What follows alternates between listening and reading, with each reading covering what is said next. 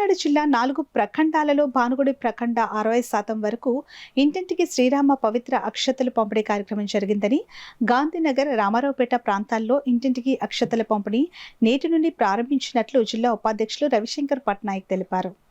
గాంధీనగర్ ఓలేటివారి వీధిలో అయోధ్య శ్రీరాముని పవిత్ర క్షతలు, ఆలయ చిత్రపటం, కరపత్రాలు పంపకం జరిగింది.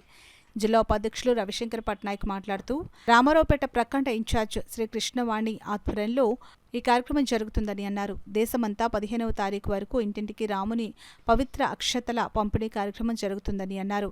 విశ్వ హిందూ పరిషత్ సంస్కృత ప్రచార సమితి కన్వీనర్ గరిమెళ్ల అన్నపూర్ణ శర్మ మాట్లాడుతూ, పవిత్రమైన అక్షతలు చాలా పవిత్రంగా జనవరి 22 వరకు ఉంచి వాటిని సంవత్సరం అంతా శుభకార్యాలకు వాడుకోవాలని అన్నారు.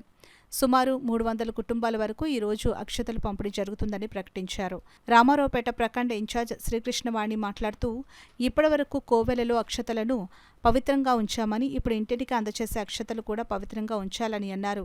జనవరి 22వ తారీఖున ఉదయం అందరూ దగ్గరలో కోవెలకు వెళ్లి భజనలు చేయాలని, సాయంత్రం 5 దీపాలకు తగ్గకుండా వెలిగించాలని, పండుగ వాతావరణంలో ఈ కార్యక్రమం చేసుకోవాలని అన్నారు. ఈ కార్యక్రమంలో సూర్యరావుపేట ప్రఖండ ఇన్ఛార్జ్ ఉదయ భానోజీరావు, భానుగుడి ప్రఖండ ఇన్ఛార్జ్ బివిడి రవివర్మ, ప్రఖండ ఇన్ఛార్జ్ బలివాడ మల్లేశ్వరరావు, బీజేపీ గూటూరు పద్మ, శ్రీదేవి, గరిమెడ లలిత, సుబ్రహ్మణ్యం తదితరులు పాల్గొన్నారు.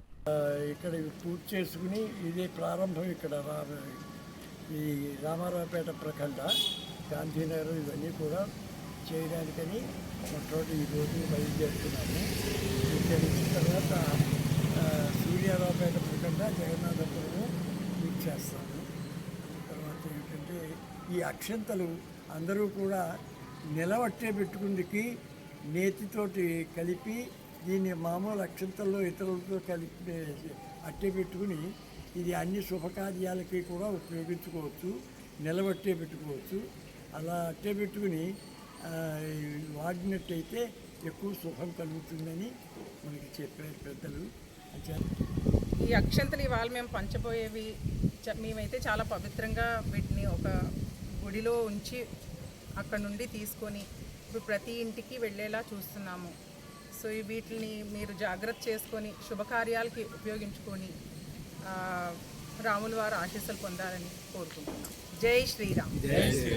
దీపాలకి తక్కువ కాకుండా ప్రతి ఇంట్లోని కూడా మరి మీకు తోచినన్ని దీపాలను పెట్టుకొని ఆ దీపాల వెలుగులో ఇంటిని కూడా విద్యుత్ దీపాల కాంతులతో కూడా నింపుకొని దీపావళి పండుగను మరొకసారి మనం ఈ జనవరి 22వ తారీఖున అందరం కలిసి చేసుకుందామని చెప్పేసి చెప్తూ, ఇదే విషయాన్ని మేము ఇంటింటికి అక్షతలను అందజేస్తూ, దాంతోపాటు కరపత్రాలు, అలాగే శ్రీరాముని అయోధ్య మందిరం యొక్క చిత్రపటం ఇవన్నీ మేము అందజేస్తూ ఈ విషయాలన్నీ తెలియపరచడం జరుగుతుంది.